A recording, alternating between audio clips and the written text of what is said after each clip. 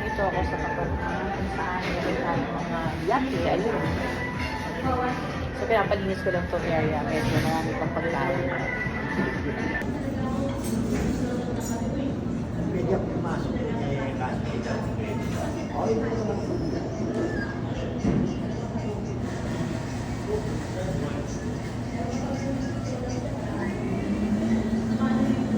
What a nice view.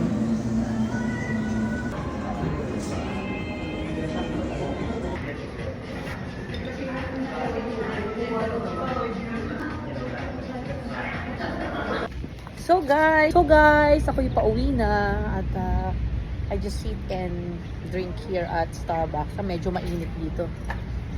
Ayan. Nag-relax ako sa South Harbor. Pupuntahan ko yung kung saan yung merong Eat All You Can na parang cruise na iikot. So, ito na guys. Wala masyadong tao pala ngayon. Hi, just enjoying and just relaxing.